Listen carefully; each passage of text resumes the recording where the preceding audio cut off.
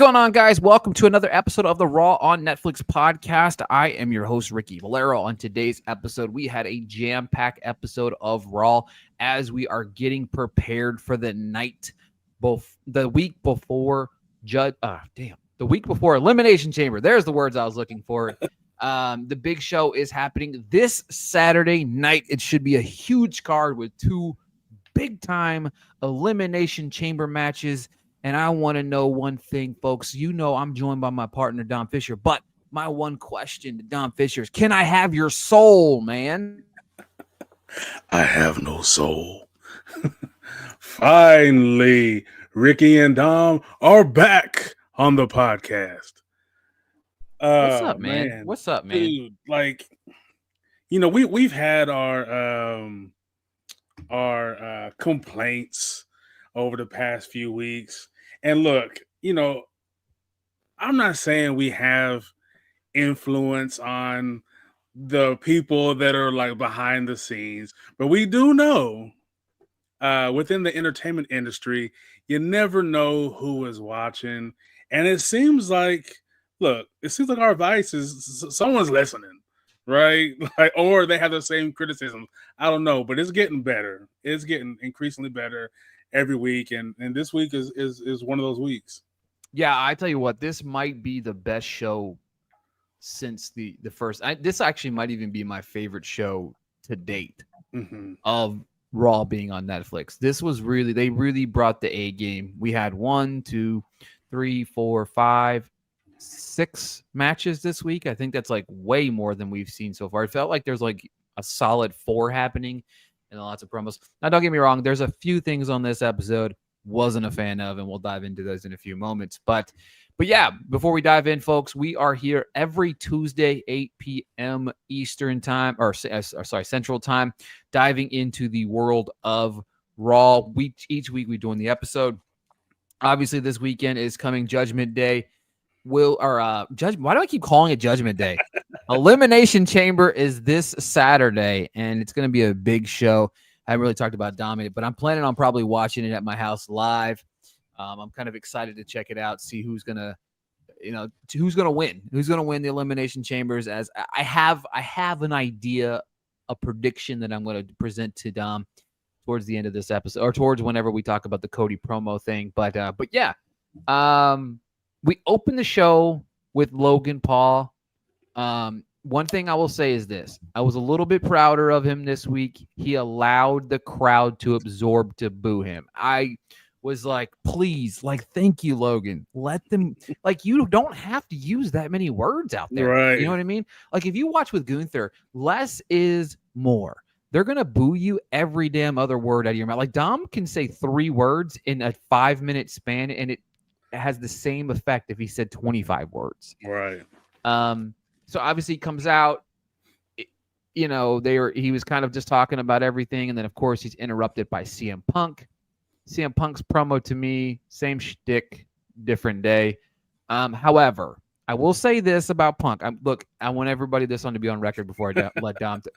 I want to say that this Punk's ability to lead an exchange in the ring is something that Paul can really learn from, and I felt like he kind of guided him in the right direction with the beats that needed to happen, because this really does end with a fantastic exchange, right, Dom? Yeah, and I think whether it's practice, whether it's the slow evolution of a Paul takeover. You have this what could be, because I've noticed Logan and different promos, his shtick is, I came into this with money, I'm a headliner, a big name, y'all need me, and I'll do this for the love of the game. What I'm hearing is the same kind of potential charisma for $1 million man. You know what I'm saying? He's like, I don't need y'all. I do this because it's fun to me. I do this for the competition. I do it for the sport. So once they're able to get a tightly packaged shtick for him for that, dude, he's launching off, dude. Because I can, as much as as much as he's the great at being the heel, I can see him becoming like a Stone Cold figure where he's like, you hate him a little bit, but it's like, dude's fucking, he's just good, and he just, running a wild on everybody. And yeah, Punk is, I think what they've been slowly doing with him too, which he always kind of had this in his bag, but I feel like it's more pivotal now because he is older.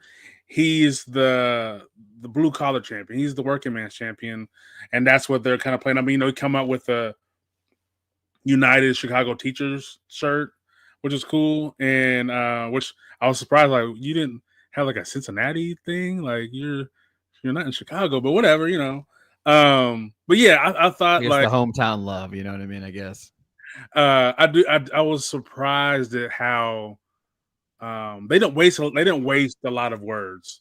Like, No. it wasn't as like long and drawn out as I thought it was gonna be, and that slap, Beautiful.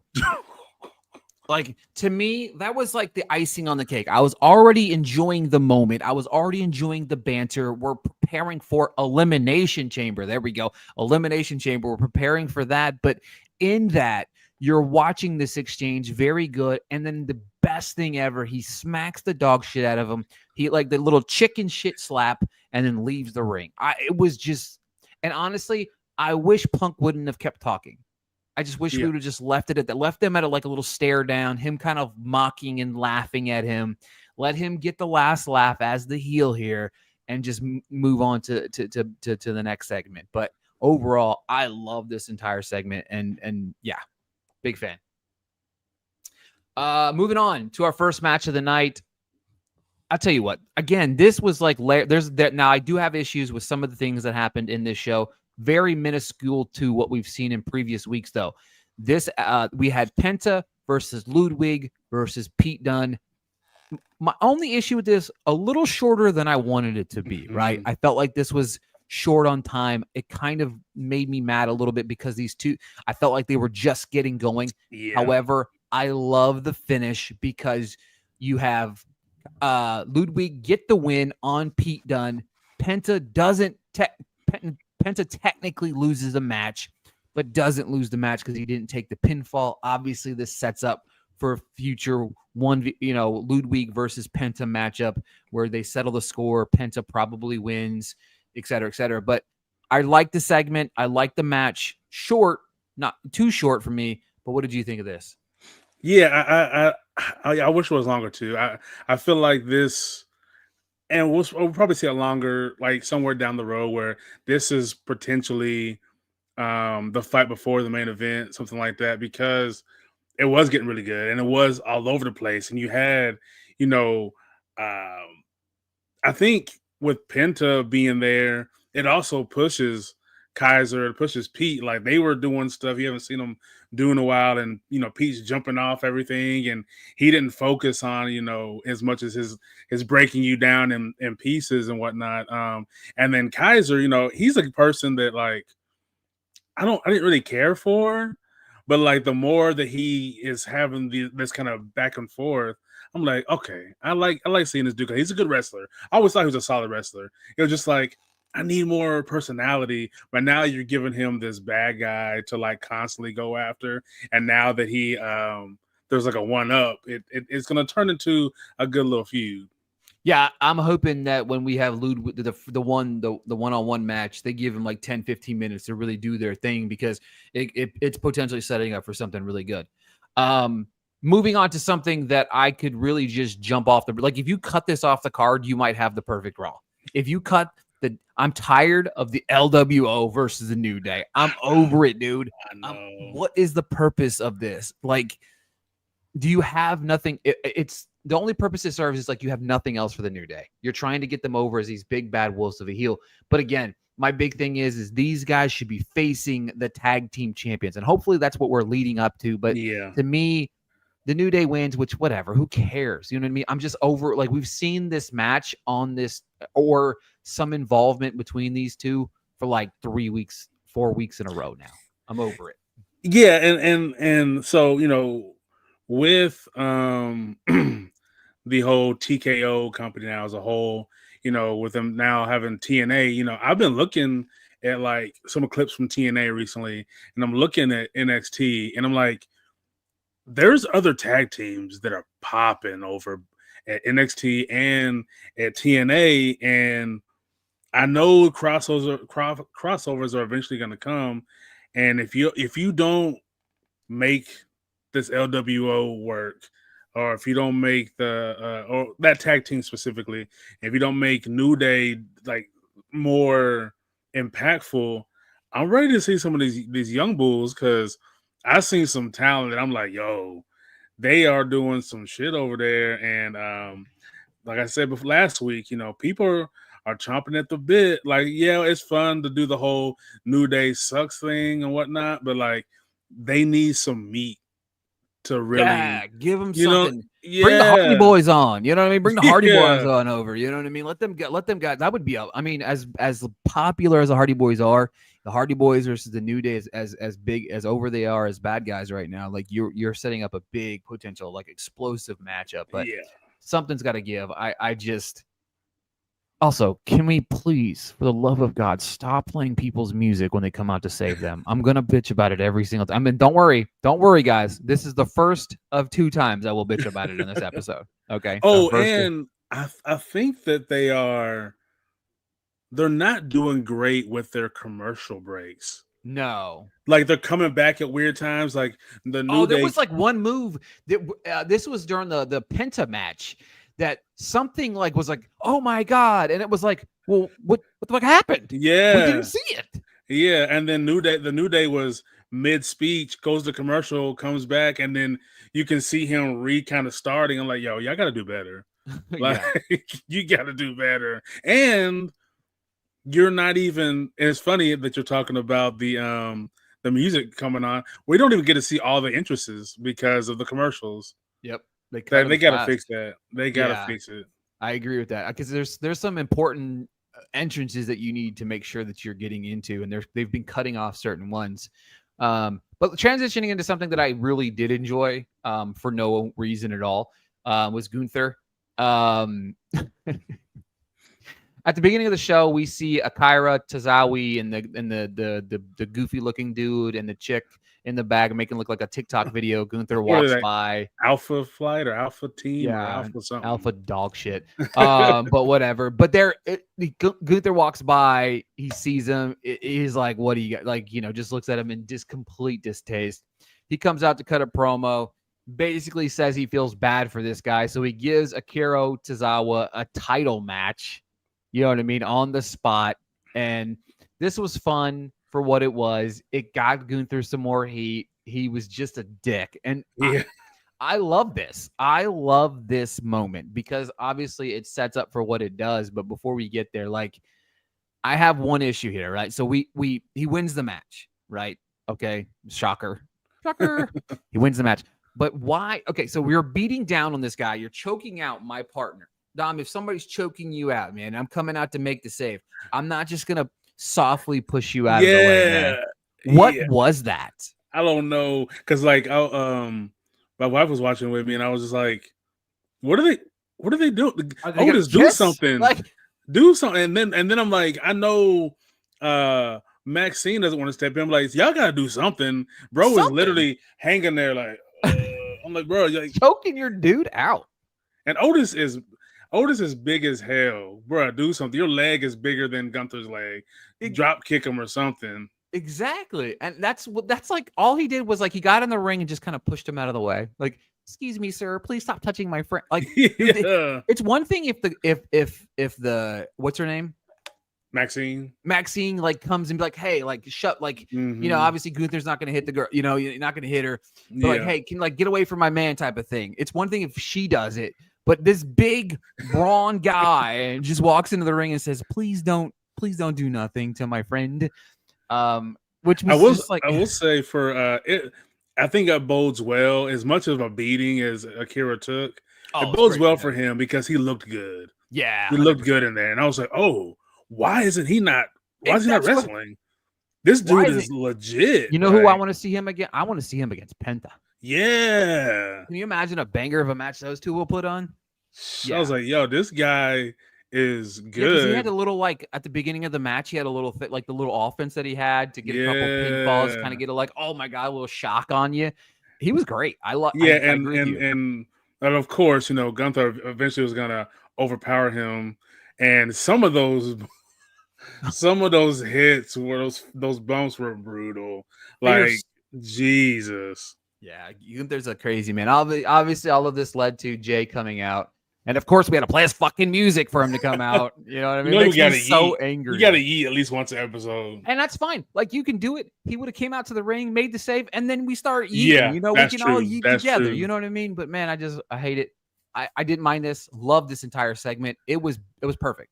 I love what they're doing with Jay right now Yep. because he's got like I think we talked about it momentarily last week, is that he's gathering like this host of the locker room, like a crew of them. They're like, Yep. no, fuck with Jay. Like, you Yep. come out and save Alpha. And he didn't have to, but he's like, oh, I know you're beating on him because of me. And then he goes back and, you check on him, and it's like, okay. So he's gaining like a little posse of people Yep. that eventually, if something happens, they might come and save him later. I think that would be really cool. Like, I mean, because it kind of reminds you of like when Cody won the title, everybody came out type of situation. I think Jay kind of has that similar boat, but I love this entire segment. I love that they even followed it up a little bit later with him in the locker room with them. I thought that was a nice little touch on this too. And I love that he's doing the Stone Cold kind of thing where he's not even really wanting to talk. And it's like, oh, what are you doing there? Exactly. Oh, you don't want to talk? Look me in my eyes, I'm talking to you. Yeah. Yeah, I love it. All right, moving on to the women's Intercontinental Championship match. Lyra Valkyrie versus Dakota Kai. Decent little match. Another match I wish would have got more time. Yeah, it was real quick. This is another one that had like an odd commercial break, and then like when it came back from the commercial break, it was almost over like 2 minutes later. Yeah, because the commercial break was like 3 minutes long. Yeah, and then it came back, and then like the match was over. I didn't love that. I also don't love Ivy. Like we talked about her last week, I think it was. Yeah. Not a big fan of her. Not a big fan of her kind of maybe being in the conversation of being challenging Valkyrie for a title, because Dakota Kai and Valkyrie, they could have had a really spectacular match. Yeah, and Dakota looked better this week. It looked like she didn't seem limpy and whatnot. Right. I was okay.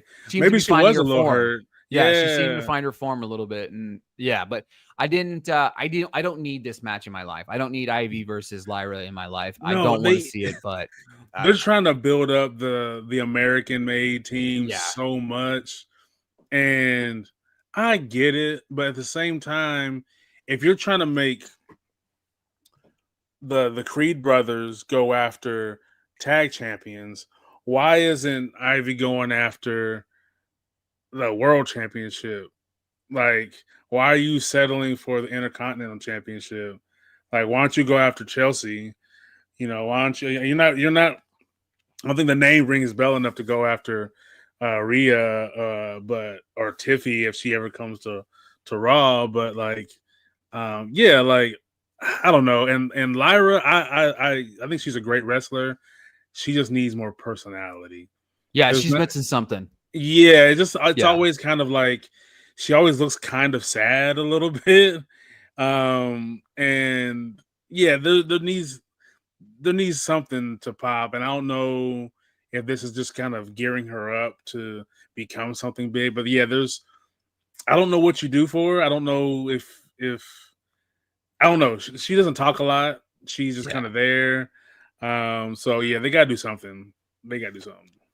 We moved on to a Sami Zayn promo, which I'm gonna be completely honest with you guys at home. I fast forwarded it. I don't care. Whatever. Him and Kevin Owens are gonna kill each other. Big deal. Like, okay, cool. Like, whatever. I generally don't care. Speaking of not caring, our Intercontinental Champion Braun Breaker took on Dominic Mysterio. This was fine for what it was. I guess the only thing that it could potentially serve the purpose for is if we get a Finn versus Braun Breaker match, which I can assume is going to happen, which again could be interesting based on the fact that Finn is a really good wrestler. Yeah. And again, I'm not seeing it from Braun. I will say he impressed me a little bit more because I think what I noticed what was missing from him was confidence. I think before he didn't like fully like he had imposter syndrome. He was kind of like, I mean, everybody's just like once everybody kind of found out, oh, it's Rick Steiner's son. I feel like he was like, oh, they know now, and maybe I'm not worthy. But then I think once people start the dog barking and he sees it more and more as he comes out, he seemed a little more confident, and the Frankensteiner looks great. It looked fantastic.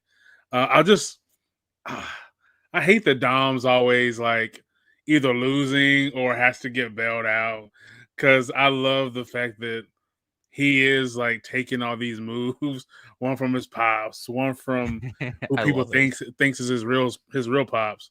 Yeah.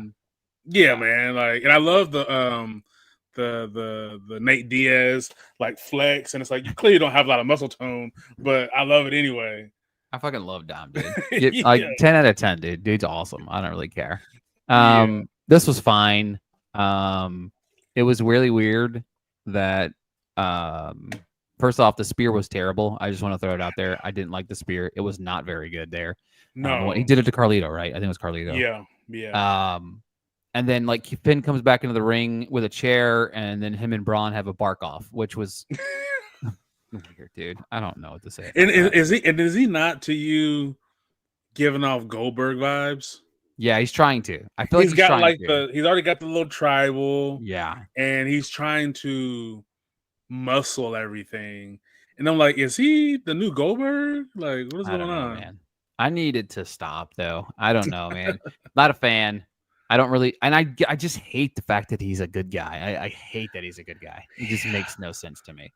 Oh Yeah, my god. make him, especially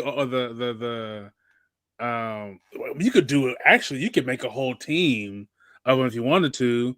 That's been talked in Hollywood over the past couple of years and on social media. Make a team of nepo babies, dude. Yeah.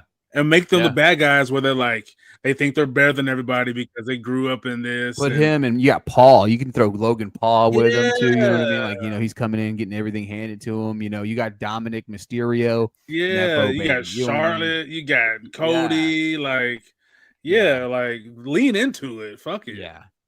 Speaking of leaning into the Nepo baby, we got Cody Rhodes promo. God bless America.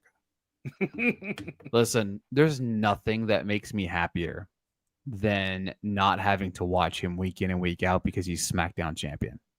And I know this is a very controversial opinion, but I don't like Cody Rhodes.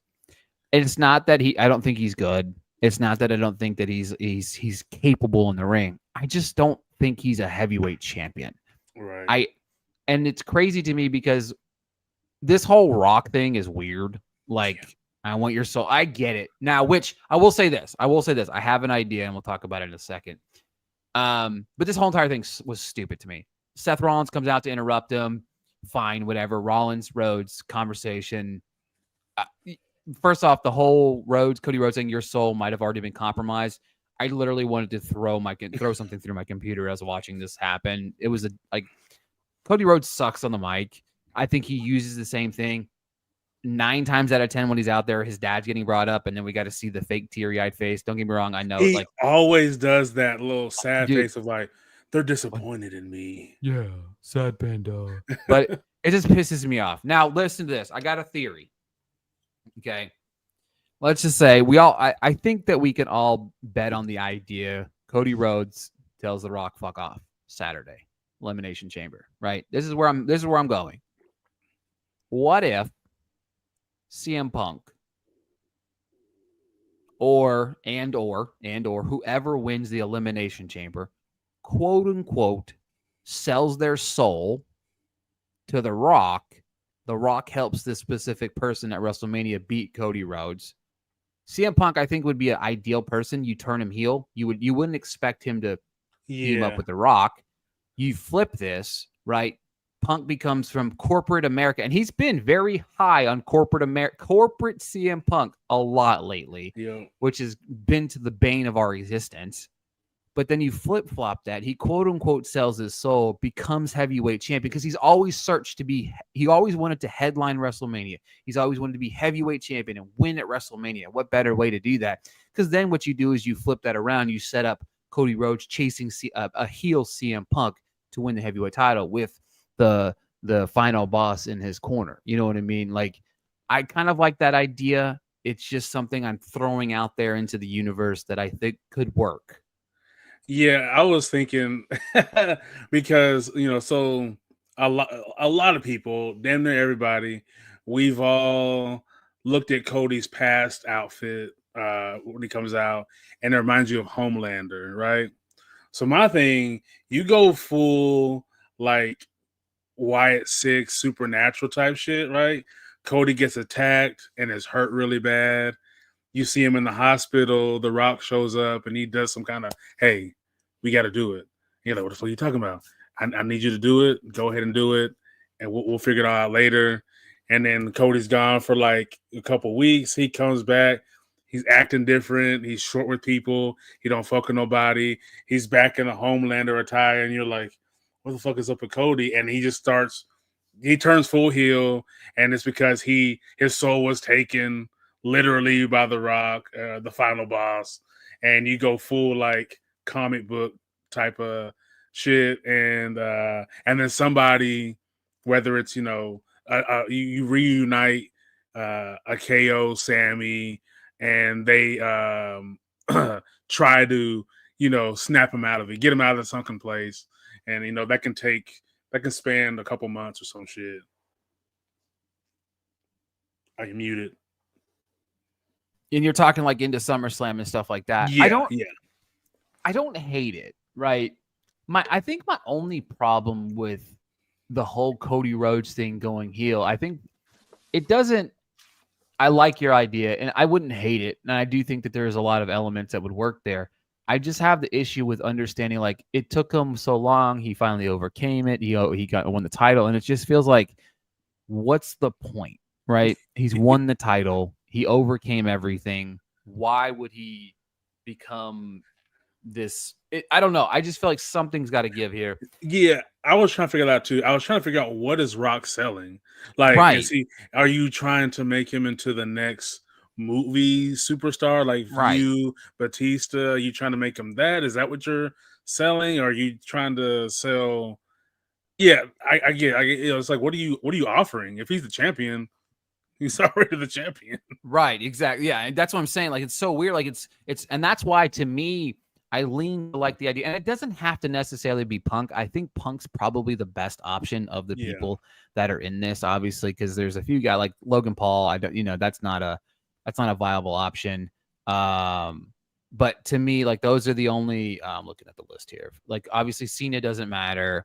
Drew McIntyre, I don't think that he makes sense. Like, it's either got to be Rollins or Punk, but you already have technicality of Rollins, quote unquote, selling his soul in the past, which it did make sense to bring up. But that's why I just feel like there's some sort of something that'll happen, or you're right, and just Cody Rhodes kind of goes all bad guy. I did see, I don't know the guy's name, but he had a pretty kind of along the lines of where you're going, but his theory was that CM Punk cashes in that favor from Heyman, because we knew that he has a favor, but we never know what it is or what is supposed to happen, and that could be something along those lines where he's like, oh, I'm getting this belt, so.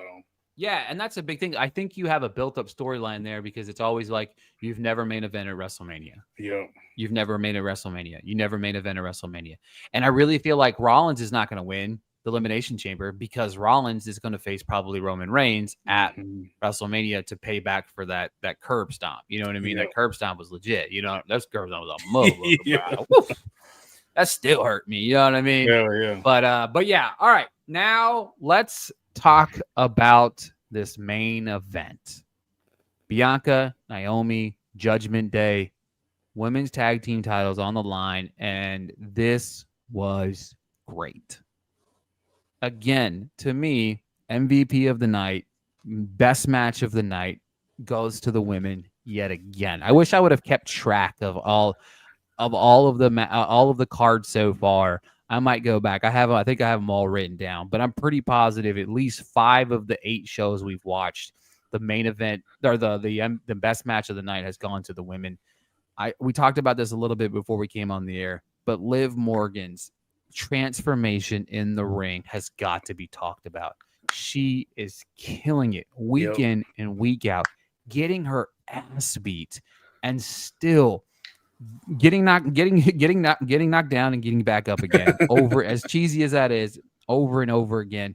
Naomi, and this is not to spare Naomi and Bianca, they're fantastic. This whole dynamic, Raquel, like this entire match was amazing. This was pay-per-view style tag match. Yeah. I love the finish. I love that they never win anything clean. Yeah. Like, there's always something going on. But to me, this match started strong with Bianca and Naomi jumping out on top of them because of the whole Jade thing. Yeah.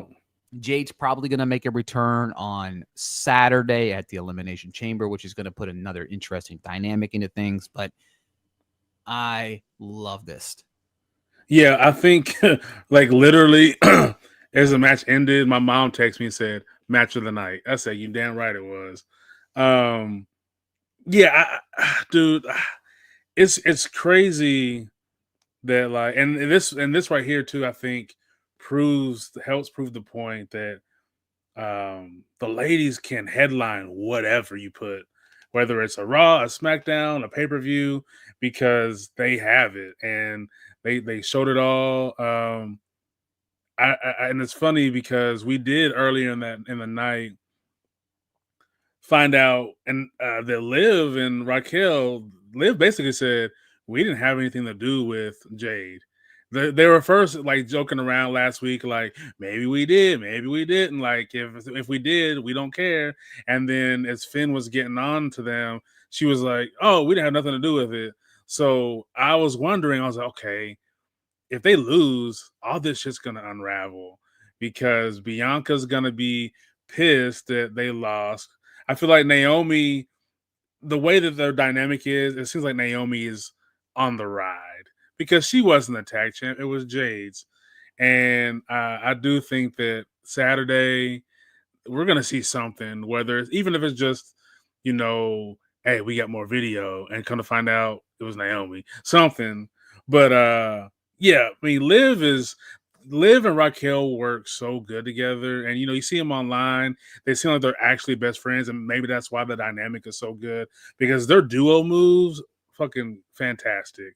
And the short and the tall thing always works out so well, especially with those two because Raquel will pick her up and slam her, and then she'll pick somebody up, and Liv jumps off the ropes. Like it was a fantastic match because it's hard to beat Bianca in anything, and this is just shows kind of like, for one, it doesn't take anything away from Bianca and Naomi because Dom came out, and so yeah, you lost the belts, but it wasn't like you got manhandled, but you got your ass beat though. Dude, this match was so good. It was exciting the whole entire time, and I think that's what I like about Bianca and Liv is they sell everything so well. They sell the energy, they sell the moves, like it all works well together. And it's almost a shame that there's no way for them to have some kind of to end up being tag partners at some point, even if it's just a one-off, just to see how those two dynamics work together. Exactly. And that to me, I think this only sets the stage, obviously, because you have Bianca, right? Bianca is in the chamber. Yo. I think they're both in the chamber. They're both. Oh yeah, they're both in the chamber, which obviously is going to set up for Jade probably coming back and maybe costing somebody. This again, there's a lot, like you said, a lot's going to unravel. We're going to find out who's on whose side, basically. This really opens the door to like a really big question mark of who is going to win the Elimination Chamber for the women's side. I don't think Naomi or Bianca is going to win. Mm-hmm. I don't think Roxanne. That's who the other one's in there, right? Yeah. Roxanne. So it's like Alexa Bliss, Bailey, or Liv Morgan. And are they really going to have Liv Morgan? Right, Like tag champ and then win Elimination Chamber. win everything. I mean, it's a possibility, but yeah, I mean, as I mentioned, this was again probably the best Raw show we've seen up to date. I loved it. Really strong heading into the Elimination Chamber. I'm really looking forward to watching the Elimination Chamber on Saturday. It's going to be a big card, and I really don't know what is the Elimination Chamber card outside the Elimination Chamber. Oh, I don't know actually. Card. We have the 2 Elimination Chamber. Here we go. Complete card confirmed. We got the men's women's elimination chamber. Sami Zayn versus Kevin Owens, Tiffany Stratton and Trish Stratus versus Nia Jax and Candice LeRae. Yeah. Good Lord. And then we have Cody addressing the Rock's offer. So, okay, short, sweet, to the point. Yeah. Yeah. So they're saying it's to become the corporate champion. I know. Yeah. That's the only thing. I'm so on the fence with this blur between like the ring and the actual corporate shit, like the behind the scenes. I don't know how I feel about it all the way, because sometimes like I hate seeing it when I'm like, no, you're supposed to be the bad guy. Why are you fucking hugging him and I respect you and all this shit? And then the next minute you're completely in character. I don't know. I'm on the fence. I don't completely hate it, but it is it does kind of pick at me sometimes. Yeah, exactly. Yeah, I agree with that 100%. But should be a big show. Very, very excited to check it out. Should be a great show. I'm excited to see. I'm excited for both chamber matches. You know what I mean? And be interesting to see who's going to be taking on Cody Rhodes. And has Charlotte Flair made her decision yet? Tiffy. She did? Okay, so whoever's going to take on Rhea Ripley at the WrestleMania, right? So that's who that's. And she has that match next Monday against Io. Yeah, versus Io, exactly.